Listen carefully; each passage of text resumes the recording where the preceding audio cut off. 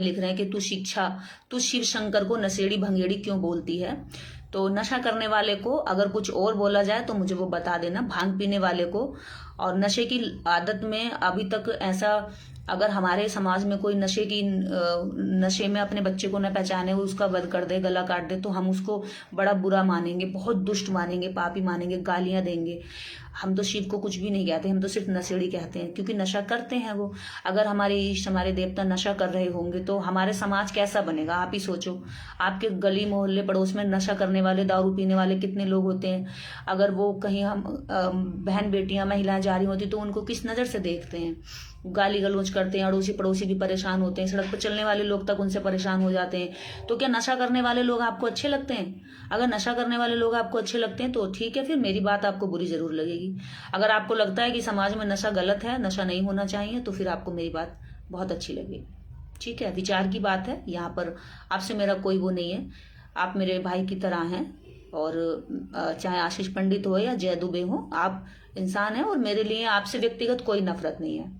भाई आपको कोई तकलीफ होगी तो मैं आपकी जाति नहीं देखूंगी, पहले आपकी तकलीफ में रिलीफ दूंगी, पहले आपको आराम दूंगी। अगर आप कहीं चोटिल हैं, घायल पड़े हैं, तो मैं आपको पहले फर्स्ट एड दूंगी, आपको अस्पताल लेके जाऊंगी, आपकी जाति नहीं पूछूंगी। ये मेरी खासियत है, और यही अम्बेडकरवादियों के अंदर सबसे अलग, आप लोगों से यूनिक लक्षण होते हैं उनमें, कि वो कभी भी जाति आधार पर ना घृणा करते हैं ना प्रेम करते हैं। हम मानवतावादी लोग हैं, हम संविधान को मानने वाले लोग हैं। तुम्हें संविधान में भी कमियां दिखाई देती हैं, लेकिन मनुस्मृति जो ढोर गवार पशु शूद्र नारी सकल ताड़ना के अधिकारी कहती है, वो तुम्हें बुरी दिखाई नहीं देती। उसको तुम बचाने के लिए, उसको सुरक्षा देने के लिए, उसमें सही सही उसकी लीपापोती करने के लिए तुम 1000 झूठ बोलने को तैयार हो। लेकिन यह संविधान में सही चीजें हैं, उसको एक्सेप्ट करने के लिए तुम तैयार नहीं, क्योंकि संविधान को लिखने का जो जिम्मा एक ऐसी जाति के व्यक्ति ने उठा लिया जिसकी जाति से तुम कभी बर्दाश्त नहीं कर सकते। तुम मतलब कुत्ते को गले लगा लोगे, बिल्ली को मौसी कह लोगे, गाय को भैंस, गाय को माँ कह लोगे, और छुछुंदर को अपना मौसा बता लोगे, किसी को मतलब जानवर, कुत्ते बिल्ली पत्थर पेड़ पौधे सबको रिश्तेदार बना लोगे, पर दलित से रिश्तेदारी नहीं जोड़ोगे, दलित के ज्ञान को स्वीकार नहीं करोगे। कुत्ते के भौंकने भौं भौं करने पे भी उसे भैरव बाबा बता दोगे, ठीक है, लेकिन डॉक्टर अंबेडकर जैसे ज्ञान के सूर्य को तुम एक्सेप्ट नहीं कर सकते। यही तुम्हारी कुंठा है, यही तुम्हारा दायरा। तुम एक बॉक्स में बंद हो, एक केज में बंद हो, जहां से तुम ऊपर उठकर कुछ सोचना भी नहीं चाहते। और इस सोच से तुम पर दया आती है कि तुम कब आजाद होगे। जब तक तुम आजाद नहीं होगे ना, बाबा साहब अम्बेडकर भी इस बात को कहते थे कि जब तक जिस ब्राह्मण ने जातियां बनाई हैं, जब तक वो इस जातीय जो गंदगी है, मलेच्छपन है उसके मन में, जब तक वो इसको नहीं धुलेगा ना अपने मन से, तब तक वो आजाद नहीं हो सकता। और तुम्हें ये धुलना पड़ेगा। तकलीफ होगी, अभी हो सकता है इस पीढ़ी में तुम्हारे बस की ना हो धुलना, तुम्हारे अंदर ना आए क्षमता, लेकिन आने वाली पीढ़ी जरूर इस बात को समझेगी। बहुत सारे ब्राह्मण इस बात को समझ भी रहे हैं, और वो कहते भी हैं कि हमारे पूर्वजों ने बहुत गंदा और घटिया काम किया, इसके लिए हम शर्मिंदा हैं। और जो लोग इस तरह से अपनी गलतियों को मानते हैं, उनके लिए हमारे मन में अलग से सम्मान होता है, क्योंकि वो कम से कम मानते तो हैं। और ये मानने के लिए क्या दिक्कत है? बड़ा बहादुर लोग ही अपनी गलतियों को मानते हैं, कायर लोग गलतियां छुपाते हैं। हम लोगों ने तो कभी अपनी गलतियों को छुपाने की कोशिश नहीं की।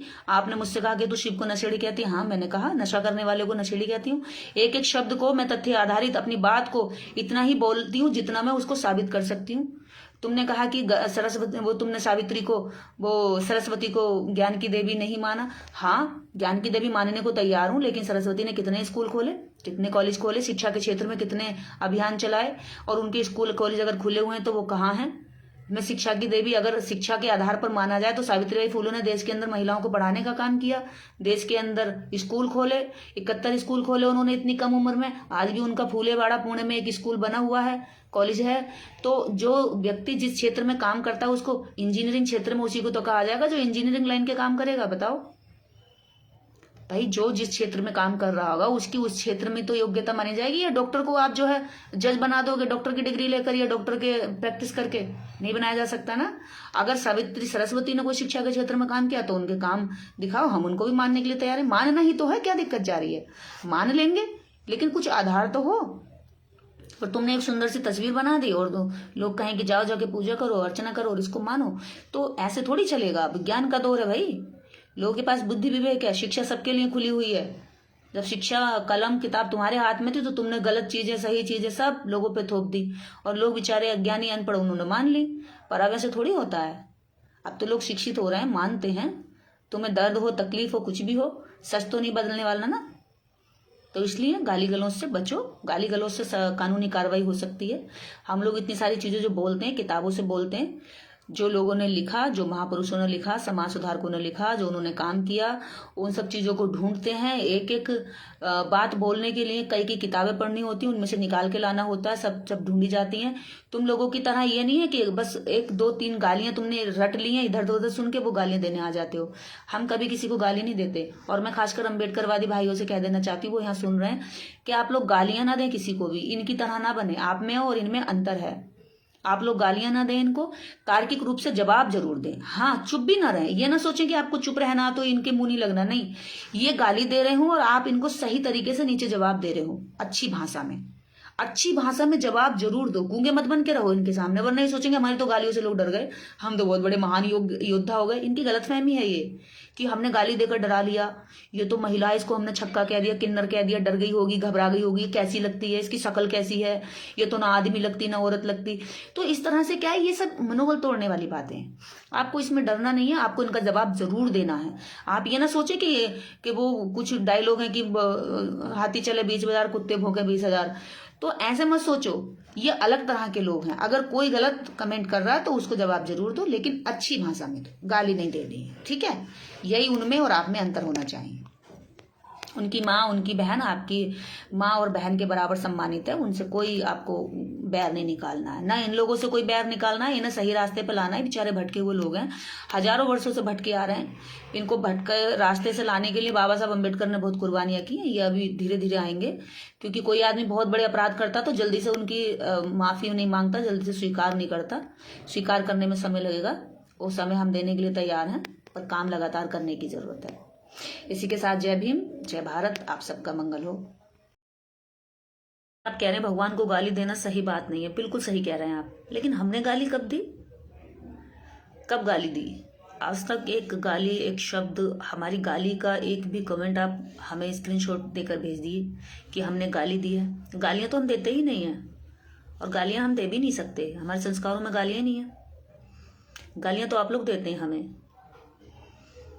आपकी हजारों गालियों के स्क्रीनशॉट हमारे पास पड़े हैं। हमने आज तक कभी कोई गाली नहीं दी। एक भी गाली दी हो तो बताइए। तार्किक सवाल करते हैं, और तार्किक सवाल करना मानव स्वभाव है, होना चाहिए। जानवर नहीं कर सकता सवाल, इंसान सवाल कर सकता है, उसमें उसे गाली नहीं कहते। आपने भी स्कूल में पढ़ाई की होगी तो सवाल किए होंगे। हमारे तो कुछ इनोसेंट से सवाल है जिनके जवाब ढूंढ रहे हैं हम। अगर आपके पास उनके जवाब है तो आप जवाब दे दिया करें। गाली का तो कोई मतलब ही नहीं है। चलिए, ये अलग विषय है, इस पर फिर बाद में चर्चा करेंगे।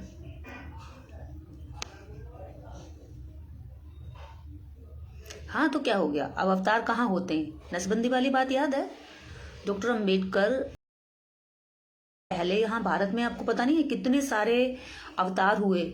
हर वर्ष कितने 33 कोटि देवी देवताओं के अवतार होते रहे। लेकिन जब भारतीय संविधान लागू हो गया, सबके हाथ में शिक्षा आ गई, तो उसके बाद में कहाँ अवतार हुए बताओ? आसाराम, राम रहीम, ऐसे अवतार हुए जो जेलों में पड़े हुए हैं। ऐसे अवतार आप चाहेंगे? आप चाहेंगे ऐसे आसाराम, राम रहीम जैसे लोग आपकी घर की बहन बेटी के साथ गलत काम करें? आज संविधान ऐसे लोगों को जेल में डाल देता है, ठीक है। तो नशेड़ी, नशा करना, भांग पीना, आप कह रहे हैं तू शिव को, शंकर को नशेड़ी बोलती है। अच्छा, नशा करने वालों को क्या बोलेंगे? नशेड़ी बोलेंगे ना। भांग पीने वाले को क्या बोलेंगे? भांग पीने वाले ही तो बोलेंगे। ये गाली है क्या? नशे को नशेड़ी बोलना गाली है? नशा करने वाले को, आपके आस पड़ोस में नशेड़ी पड़े होंगे, नशा करते होंगे, तो क्या आप उनको अच्छा मानते हैं? क्या नशा करना सभ्य समाज के लिए अच्छी बात है? गलत है ना, क्योंकि नशा तो, ये नशेड़ी तो गाली नहीं होती।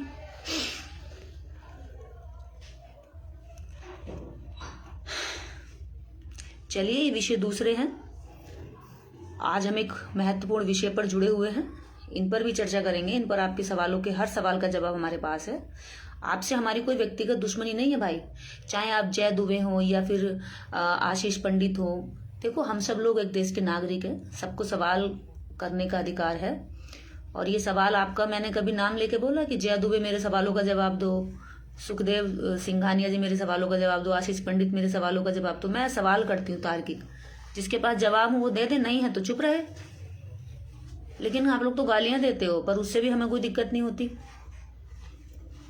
अच्छा, तो जय दुबे हम देश के नागरिक नहीं है, तुम देश के नागरिक हो। अच्छा, कहाँ से आए हो तुम?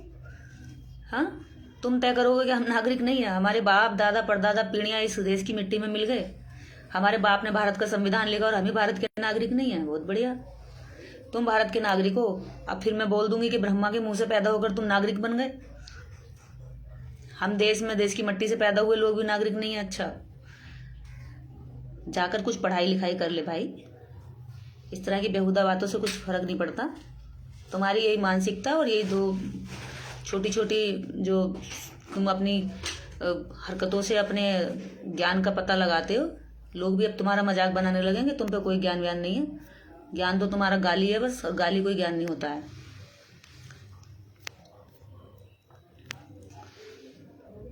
सीमा गौतम अभी आ नहीं पा रही हैं।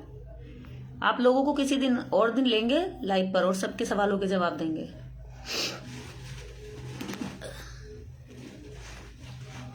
चलिए, नहीं आ रही है तो इसको हम फिनिश करते हैं।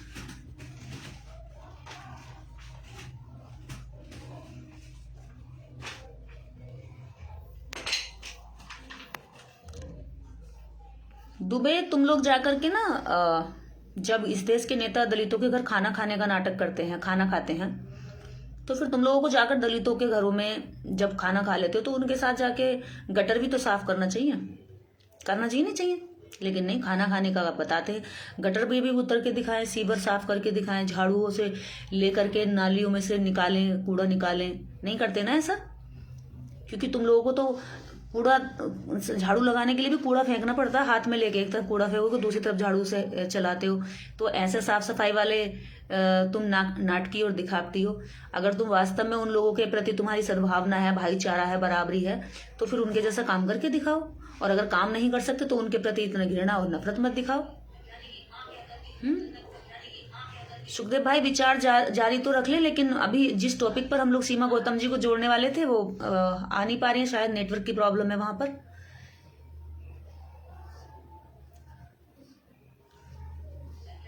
जय दुबे, तुम्हारी मानसिकता क्या है? तुम मुझसे पूछ रहे हो, मेरी मानसिकता तो पूरी दुनिया जानती है, पर तुम्हारी मानसिकता क्या है? तुमने अपने बाप दादाओं की की हुई गलती और पापों का, अपराधों का अभी तक माफी तो मांगी नहीं है, और उन्हीं अपराधों को, उन गलतियों को बार बार दोहराते जा रहे हो। अगर हमसे कोई गलती होती है तो माफी मांगते हैं ना, पर तुम लोगों ने कभी माफी नहीं मांगी। देश के अंदर तुमने मूला टैक्स लगाया, स्तन कर लगाया महिलाओं पर। आपको पता है, त्रावणकोर का राजा ब्राह्मण था, उसने वहां की दलित स्त्रियों को स्तन ढकने का टैक्स लगा दिया। ऐसे घटिया कानून तुमने बनाए। तुम्हारी पहचान इतनी तो है।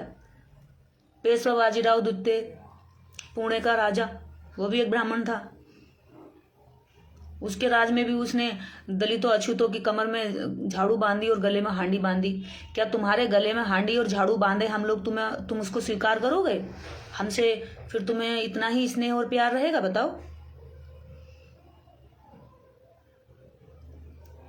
अरे गधे, जब किसी लड़की का रेप होता तो संविधान ही तो बचाता है। जो धाराएं 376 और 370 जो धाराएं लगी हुई है, सारी धाराएं जो लगती हैं किस में लगती हैं? पॉक्सो एक्ट किस में लगता है? संविधान में लगता है, धर्म लगाता है। मूर्खता भरी बातें कर रहे हैं भाई। तुम लोगों को एक तो ज्ञान नहीं है, कुछ भी बात भी करी जाए तो लेवल के आदमी से करी जाए, जिसके पास थोड़े बहुत तो तर्क हो। मुंह उठाए तो तुम चले आते हो। थोड़ी पहले पढ़ाई लिखाई कर लो भाई, कम से कम तुम्हारी इस तरह की धज्जियां बेइज्जती तो न उड़े। और तुम सोचते हो ये बेहुदा बातों से तुम किसी व्यक्ति के मनोबल को डरा लोगे, धमका लोगे, उसे दबा लोगे।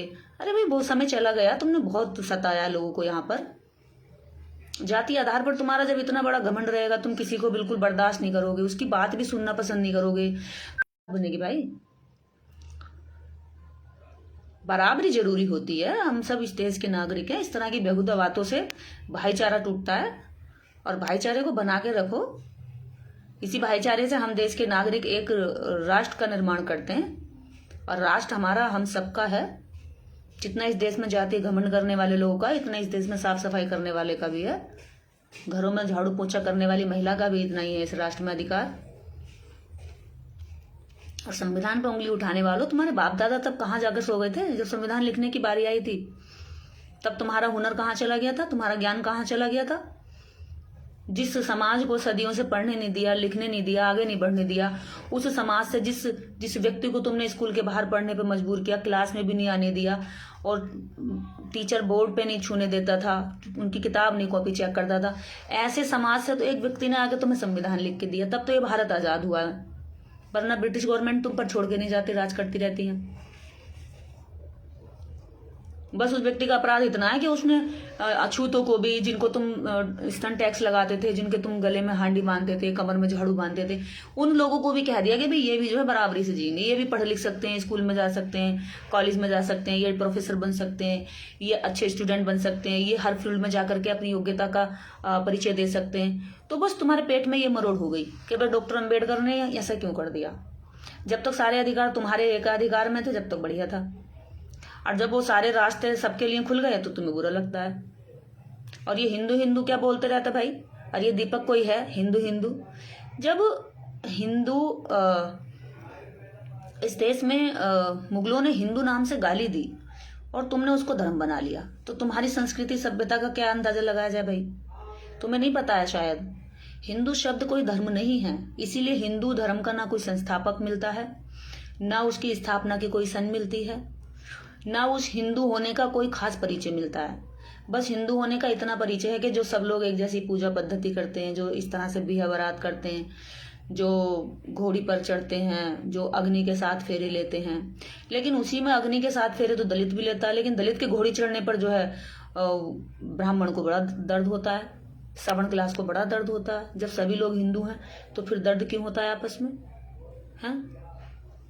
हिंदू शब्द एक गाली है, एक गाली को इस देश में धर्म बना दिया गया, और उस धर्म को भी कोई संविधान में उसका धर्म के नाम से उल्लेख नहीं है। वो सिर्फ एक उसको कहा गया कि जीवन में इस तरह की चीजें जो लोग फॉलो करते हैं उनको हिंदू कैटेगरी में रखा गया, और तुम्हें कुछ पता है नहीं, मान लेते हैं। उसके बाद दूसरी बात ये रही कि हिंदू धर्म पे तुम हिंदू धर्म पर ही क्यों उंगली उठाते हुए बोल रहे हैं भैया। भाई देख, एक बात सुन, हिंदू धर्म ने हमेशा औरतों पे उंगली उठाई। हिंदू धर्म ने अछूतों को, दलितों को दबा के रखा।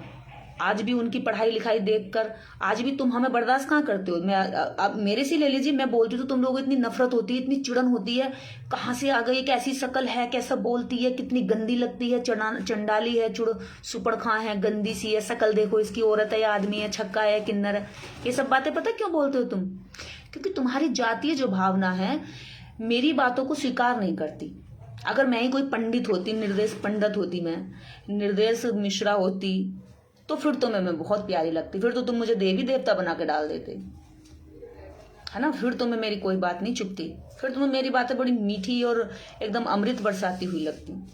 केवल इसलिए तुम बर्दाश्त नहीं करते क्योंकि मैं उन लोगों की बात करती हूँ जिन लोगों को सुनना बर्दाश्त नहीं करते, जिनकी तुम्हें बातें ज्यादा पसंद नहीं है, जिनकी बातों से तुम्हें कोई लेना देना नहीं है। तो भैया ऐसी चीजों से थोड़ा सा ऊपर उठो मेरे भाई। तुम लोगों से हमारी कोई बैर भावना नहीं है, तुम हमारे भाई हो। और तुम अगर इस तरह से एक दूसरे के साथ कोऑपरेट नहीं करोगे, एक दूसरे को सम्मान नहीं करोगे, तो हम देश में कैसे कह सकते हैं कि भी तुम लोग जो है हमारे साथ में, हमें कैसे कह सकते हैं कि हम सब लोग एक देश के नागरिक हैं। ये लिखना, संविधान बनाने वाले पर शक है मुझे क्योंकि हमें 6000 जातियों में बांट दिया है संविधान ने। वाह भाई, बहुत बढ़िया सवाल किया है। संविधान ने जातियों में बांटा, ये बात तुम लोग काफी जगह बोलते हो और हम लोगों ने भी सुनी है। संविधान ने जातियों में बांटा नहीं, जातियों में बिखरे हुए लोगों को अधिकार देने के लिए क्रमबद्ध किया। जानते हो क्रमबद्ध, जानते हो ना क्या होता है? उनकी सूची बना दी। जो लोग बस्तियों से दूर रहते हैं, जो लोग छुआछूत का दंश झेलते हैं, जिनको सामाजिक आधार पर भेदभाव होता है, ऐसी देश के अंदर करोड़ों संख्या थी, जिस संख्या की ना कोई काउंटिंग थी, ना उन लोगों की कोई उनके उद्धार करने की कोई योजना थी देश में। क्योंकि मुगल आए, उन्होंने अपना हिसाब से सिस्टम चलाया, उन्होंने भी उनकी ओर देखा नहीं, उन्होंने भी जो है ऊपर जाति के सवर्ण क्लास के जो लोग थे उनके साथ मेल मिलाप करके यहाँ के लोगों को वैसे ही गुलाम बना के रखा। फिर अंग्रेज आए, अंग्रेजों के साथ भी अगड़ी जाति के लोग चिपक गए और अंग्रेजों से भी कभी उन्हें उनका मुलाकात नहीं होने दी।